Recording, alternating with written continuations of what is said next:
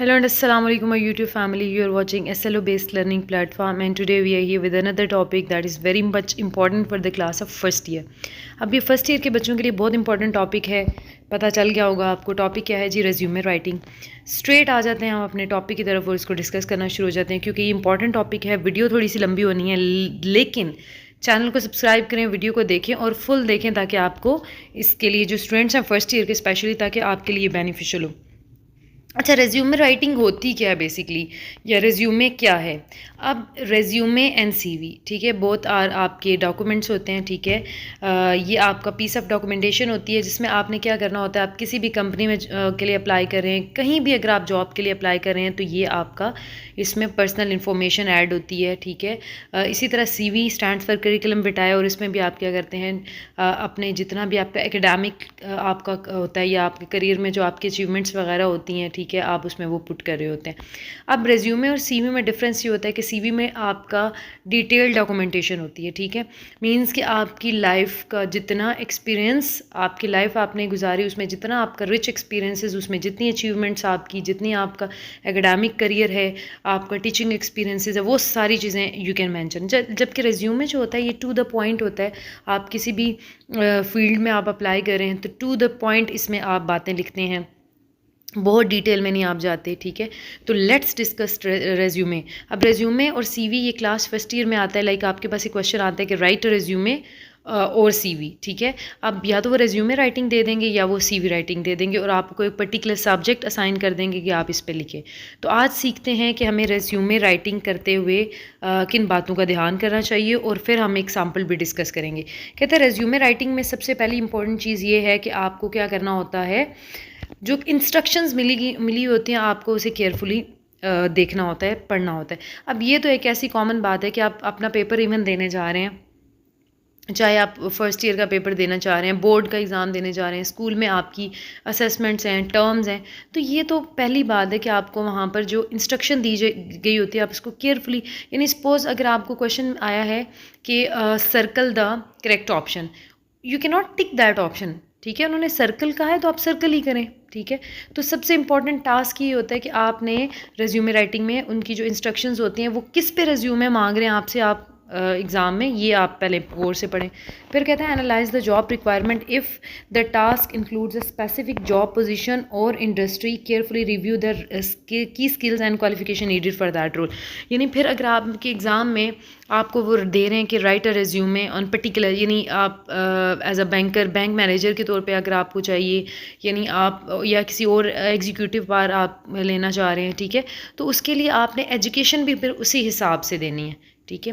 यानी सपोज अगर वो आपसे कहते हैं कि write a resume as for English lecturer, for the post of English lecturer, तो वहाँ पर आपको फिर इंग्लिश लेक्चरर की जो एजुकेशन है, क्वालिफिकेशन, उसके लिए क्या क्या चाहिए, यानी एमए एजुकेशन चाहिए, एमफिल आपका इंग्लिश में है या आपने पीएचडी की, जो भी आपकी रिक्वायरमेंट है उसके हिसाब से आपने लिखनी होती है.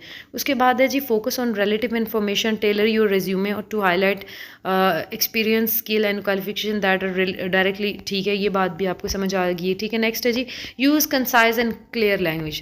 तो जब आप रेज्यूमे राइटिंग लिख रहे होते हैं तो उसमें कोई भी एम्बिग्विटी नहीं होती, ठीक है. आपने crystal clear language, simple language आपने यूज़ करनी होती है, कोई इसमें कॉम्प्लेक्स और जार्गन का यूज़ नहीं करना होता और आपने सेंटेंसेस को शॉर्ट और टू द पॉइंट रखना होता है, ठीक है. हाईलाइट अचीवमेंट एंड रिजल्ट्स, यानी आपने क्या करना होता है, आपकी जो अचीवमेंट्स होती हैं, आपकी जो कैपेबिलिटीज़ होती हैं भाई. देखें, रेज्यूमे एक ऐसा डॉक्यूमेंट है जो कि आपका फ़र्स्ट एक्सप्रेशन होना है, ठीक है. जब भी आपने आप जॉब के लिए जा रहे हैं तो आपका फ़र्स्ट एक्सप्रेशन ही आपका रेज्यूमे है. कहीं भी आप सीवी प्लेस करते हैं वो आपकी सीवी रेज्यूमे को देख के ही आपको कॉल कर रहे होते हैं. तो आपने उसमें अपनी अचीवमेंट्स, आपकी जो अकम्पलिशमेंट्स होती हैं वो भी मेंशन करनी होती हैं. ऑर्गेनाइज इंफॉर्मेशन इफेक्टिवली, ठीक है. Use clear heading and bullet point two structure. तो ये आपके पास जो प्रोफेशनल रेज्यूमे राइटिंग है उसमें बताया गया कि किस तरीके से आपने अपना रेज्यूमे राइटिंग लिखना है, ठीक है. तो ये थे की पॉइंट्स. अब हमारे पास एक टेंटेटिव फॉर्म रेज्यूमे फॉर्मेट है, उसको देख लेते हैं. एग्ज़ाम में अगर आपके पास रेज्यूमे आए तो आपने कैसे लिखना है. तो सबसे पहला जो आपने हेडिंग देनी है that is all about your contact information, ठीक है. आपने आपका जो कॉन्टैक्ट इन्फॉर्मेशन है सबसे पहली बात आपने इस पे करनी है और इसमें क्या क्या चीज़ें आ जाती हैं डिस्कस कर लेते हैं. आपका फुल नेम, ठीक है, यानी पहली हेडिंग देंगे आपका फुल नेम, फिर आपने क्या करना होता है ऐसे कॉलन और फिर आगे आपका नेम, इसी तरह आपका एड्रेस, फ़ोन नंबर, इसी तरह आपका जो ईमेल एड्रेस है वो आ गया। ठीक है, अब उसके अलावा आपके पास ऑब्जेक्टिव हैं जी।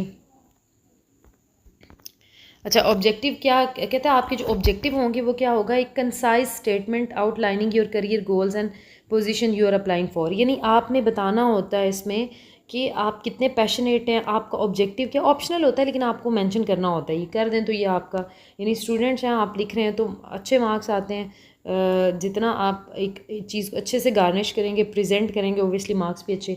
फिर आपने summary of qualification, third point क्या है ऑब्जेक्टिव के बाद कि आपने समरी ऑफ क्वालिफिकेशन भी देनी होती है, यानी आपकी बेसिक जो किस एरिया में आपकी एक्सपर्टीज़ हैं, ठीक है, आपकी स्किल्स क्या हैं, क्वालिफिकेशन क्या है, ये भी हम सैम्पल एक देखेंगे। ये अभी आपके पास मेन पॉइंट्स हैं, एक फॉर्मेट है। प्रोफेशनल एक्सपीरियंस आ जाएगा, फिर आपके बाद नेक्स्ट आ जाएगा list your previous work, okay ठीक है। देन एजुकेशन आ जाएगी आपकी इसमें, फिर आपके पास रेलिवेंट स्किल्स आ जाएंगी, फिर आपके पास आपकी अचीवमेंट्स आ जाएंगी, और फिर आपके पास एडिशनल सेक्शन में क्या आ जाएगा जी कि इंक्लूड, छोड़ दें इसको, आप स्किप भी कर सकते हैं, लास्ट में आपके पास रेफरेंस आ जाता है। ठीक है, अब नेक्स्ट हम बात कर लेते हैं कि हमारे पास जो रेज्यूमे राइटिंग है उसका एग्जाम्पल हम देख लेते हैं कि अगर हमारे पास इस तरीके से एक रेज्यूमे राइटिंग आता है इस पोस्ट के लिए तो उसको हमने कैसे लिखना है। कहते हैं जी resume for the post of sale representatives at multinational company. अब देखिए हमने पहला पॉइंट ये पढ़ा था कि जब आपने रेज्यूमे राइटिंग करनी है तो इंपॉर्टेंट चीज़ क्या है कि आपने उसमें हाईलाइट करना, आपने पहले जो उसको अच्छे से केयरफुली पढ़ना है। अब देखो पता चल गया हमारी रिक्वायरमेंट क्या है, पोजीशन हमारे पास क्या है, यानी हमें रेज्यूमे लिखना है किस पोजीशन के लिए, एज अ सेल रिप्रेजेंटेटिव, किधर किस कंपनी में, मल्टीनेशनल कंपनी है कोई भी। ठीक है, तो अब हम अपना रेज्यूमे राइटिंग स्टार्ट करते हैं और देखते हैं कि हम इसमें क्या क्या लिख सकते हैं। देखें जी, ये चूँकि आपके पास एग्जाम्पल होता है, ठीक है, आपने रियल में थोड़ी लिख रहे हैं तो आप इस तरीके से नेम XYZ, एड्रेस आपका, आपकी जीमेल होती है, ठीक है, तो आप उसमें इसी तरह डाल सकते हैं examinationhall@gmail.com। फिर आपका सेल नंबर आ गया, यानी आपकी इन्फॉर्मेशन में कितनी चीज़ें आई जी, 3, नेम, एड्रेस, नेम, एड्रेस और सेल नंबर। ठीक है, एड्रेस में आपकी जीमेल आईडी, तो ये आपके आ गया आपका जो रेज्यूमे राइटिंग के 3 इंपॉर्टेंट चीज़ें। फिर आ जाते हैं जी ऑब्जेक्टिव, तो थर्ड हमारा उधर भी ऑब्जेक्टिव था। ऑब्जेक्टिव में कहते हैं to secure a challenging position as a sale representative in multinational company utilising my strong interpersonal skills and persuasive abilities to drive sales growth. तो ये आपके पास आ गया आपके ऑब्जेक्टिव की। आप देखें, अब आप ज़ाहिर बात है अगर English post of English lecturer के लिए आप अप्लाई कर रहे हैं वो आपके रेज्यूमे राइटिंग ऑब्जेक्टिव अलग होंगे। बैंक मैनेजर के तौर पर आप अप्लाई कर रहे हैं तो वो आपके अलग से होने हैं। इसी तरह अगर आप किसी एडमिनिस्ट्रेशन के पोस्ट के लिए कर रहे हैं तो वहाँ पर आपके ऑब्जेक्टिव, तो हर फील्ड का यानी जो जो आपके पास पोजीशन है उसके अकॉर्डिंग आपने अपने ऑब्जेक्टिव्स देने हैं। फिर जी नेक्स्ट आ जाता है आपके पास एजुकेशन। ठीक है, एजुकेशन में सबसे पहले आपने मेंशन करना होता है कि आपकी जो डिग्री है, ठीक है, सीरियल नंबर 1 में, यानी आपकी डिग्रीज, इसमें रीसेंट मोस्ट डिग्री लिखनी होती है, ठीक है, जो आपकी लास्ट डिग्री होती है हायर एजुकेशन की जो आपकी डिग्री होती है वो आपने मेंशन करनी होती है। तो यहाँ पे आप मेंशन कर सकते हैं नेम ऑफ़ इंस्टीट्यूट। सबसे पहले आप डिग्री मेंशन करें, डिग्री आपके पास क्या है जी, bachelor's degree in business administration. उसके बाद आप ईयर मेंशन करें कि यानी सपोज अगर आपकी डिग्री है 2014 से 17 तक, ये मेंशन हो गया। फिर आपके मेजर्स क्या थे, सेल्स एंड मार्केटिंग था। फिर आपने इंस्टीट्यूट का नाम भी मेंशन करना होता है कि किस इंस्टीट्यूट से आपने यानी की है, ठीक है, यूनिवर्सिटी का नाम लिख दें, सिटी का नेम लिख दें, कंट्री का नेम लिख दें। नेक्स्ट आपके पास आ जाता है जी स्किल। अच्छा, ये एडिटिंग में थोड़ा सा मसला हुआ है। अब ये एजुकेशन वाला ना, जैसे ये आपके पास एजुकेशन वाला इधर है ना, वेट मैं आपको थोड़ी सी क्लियर एग्जांपल देती हूँ। ये एजुकेशन वाला थोड़ा नीचे आ जाएगा, ठीक है, ईयर से पहले ये हेडिंग आएगी। इसी तरह ये स्किल वाली हेडिंग इधर नीचे आ जाएगी, ठीक है।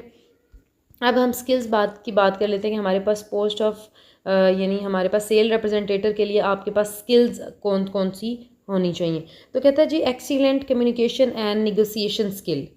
फर्स्ट क्या है कि आपको कम्युनिकेशन और नेगोशिएशन स्किल्स आपकी अच्छी होनी चाहिए। Proven ability to build and maintain client relationship, ये आपके पास होना चाहिए।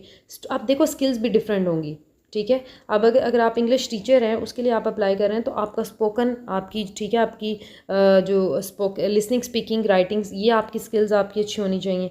उसके बाद कहते हैं प्रूव एबिलिटी टू, आप टीचर हैं तो आपके पास क्लास कंट्रोल अच्छा होना चाहिए। Proven ability to build and maintain client relationship, चूँकि ये आपका सेल मार्केटिंग है, तो इसमें आपके क्लाइंट्स के साथ रिलेशनशिप मेंटेन करना आपको आना चाहिए। Strong understanding of sale techniques and strategies आपको आनी चाहिए। Proficient in CRM software, obviously आपकी फील्ड जॉब ही ऐसी है, तो इन चीज़ों में आपकी प्रोफिशेंसी बहुत इंपॉर्टेंट है। फिर आपने क्या करना होता है जी, आपका ये अगेन ये वाली हेडिंग चलेगी ऊपर, जबकि इसको इधर नीचे आना चाहिए। ये है आपकी हेडिंग, आपके एक्सपीरियंस, यानी आप जिस फील्ड के लिए आप अप्लाई कर रहे हो, जिस पोस्ट के लिए, इससे पहले आपका एक्सपीरियंस किधर किधर रहा है। तो यानी ये बता रहा है कि मैंने सेल इंटर्न के तौर पे काम किया है, ये ईयर आप मेंशन कर, आप पहले आप इस तरह मेंशन करें कि सेल इंटर्न, फिर ईयर मेंशन करें, फिर आप उस कंपनी का नेम मेंशन कर दें, और फिर सिटी और कंट्री मेंशन कर दें। फिर नेक्स्ट है जी, assisted the sale team identifying potential, ये फिर अगला आपने एक पॉइंट दे रहा है कि इसका एक्सपीरियंस किधर किधर रहा है, ठीक है। नेक्स्ट आपके पास यानी ये इसका सारा एक्सपीरियंस है, ठीक है। नेक्स्ट जी लास्ट पॉइंट आ जाता है जी, कहता है जी अब इसका ये वाला पॉइंट क्या था, इसकी अचीवमेंट्स, ठीक है। यानी इसके एक्सपीरियंस के बाद जो नेक्स्ट पॉइंट आ जाता है, that is all about the achievements, ठीक है। ये पॉइंट नीचे आना चाहिए था। अचीवमेंट्स क्या क्या है, यानी इसने अपनी जो पूरे प्रोफेशन में इसकी अचीवमेंट्स क्या क्या रही हैं। कहता है receive the top sale performer award for exceeding sale target by 20% in year. यानी इसकी अचीवमेंट ये थी कि इसने ये वाले जो टॉप सेल परफॉर्मर रह चुका है और इसने एक अवार्ड लिया है, ठीक है, ये इसकी अचीवमेंट थी। और last but not the least आ जाता है रेफरेंस में बच्चों आपने ये लाइन ऐड करनी होती है कि अवेलेबल अपॉन रिक्वेस्ट। ये आपको मैंने एक सैम्पल प्रोवाइड किया है। अब डिपेंड आपने क्या करना है कि आपके एग्ज़ाम में वो आपसे पूछ क्या रहा है, आपने उसके अकॉर्डिंग देना होता है, ठीक है। तो स्टार्ट, आप कोई भी रेज्यूमे है, आप उसको नेम, यानी आपके पास जो कॉन्टैक्ट इन्फॉर्मेशन होती है उसमें आप नेम, एड्रेस और आपका सेल नंबर, ये 3 चीज़ें आ जाती हैं। फिर आता है आपके ऑब्जेक्टिव आपके हर फील्ड के अकॉर्डिंग होंगे, आपकी हर पोजीशन के अकॉर्डिंग होंगे। ऑब्जेक्टिव के बाद जो नेक्स्ट इंपॉर्टेंट पॉइंट था, that is all about education. Education के बाद हमने बात कर ली है जी, एजुकेशन के बाद हमने नेक्स्ट बात की थी एक्सपीरियंस की, ठीक है, स्किल्स, सॉरी, एजुकेशन के बाद स्किल्स आ जाती हैं, स्किल्स के बाद आपका एक्सपीरियंस आ जाता है, ठीक है। ये रहा एक्सपीरियंस, ये रही स्किल्स। अच्छा, उसके बाद नेक्स्ट आपके पास आ जाता है एक्सपीरियंस के बाद आपने मेंशन कर लेना है किस चीज़ के बारे में बात कर लेती हैं, आपकी अचीवमेंट्स, ठीक है। ये रही आपकी अचीवमेंट्स, और अचीवमेंट्स के बाद आप बात करेंगे किस पे, ये आपका जो रेफरेंस आ गया, ठीक है। लेक्चर थोड़ा लंबा था, लेकिन डू होप कि आपको रेज्यूमे राइटिंग की समझ आई होगी कि रेज्यूमे राइटिंग होती क्या है। ये एक प्रिसाइज डॉक्यूमेंटेशन होती है आपकी, जिसमें जब भी आप किसी जॉब के लिए अप्लाई करते हैं, तो अगर आप एक पर्टिकुलर स्पेसिफिक फील्ड के लिए अप्लाई करें तो आप एक रेज्यूमे राइटिंग लिखते हैं। आप बताते हैं कि आपकी यानी आपकी प्रोफिशेंसीज़ क्या हैं, आपकी फ़ील्ड क्या है, आपके पास स्किल्स क्या हैं, ठीक है।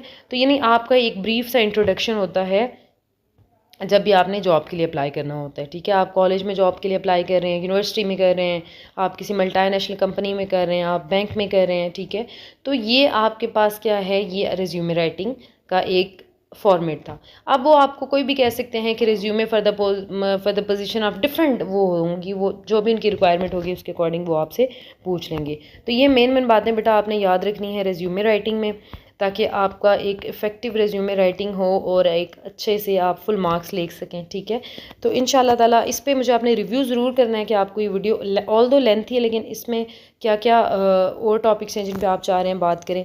तो इंशाल्लाह ताला डिटेल में इन पे 1 बाय 1 आपके जो फर्स्ट ईयर के जितने इस तरह के इंपॉर्टेंट टॉपिक्स हैं उन पे बात करेंगे और उन पे वीडियोज़ बनाएंगे, उनका एक क्वालिटी कॉन्टेंट प्रोवाइड करने की कोशिश करेंगे। चैनल को सब्सक्राइब करना ना भूलिएगा, वीडियो को लाइक करना ना भूलिएगा। इंशाल्लाह ताला हाजिर होंगे अपनी नेक्स्ट वीडियो के साथ। Till then take care and अल्लाह हाफिज़।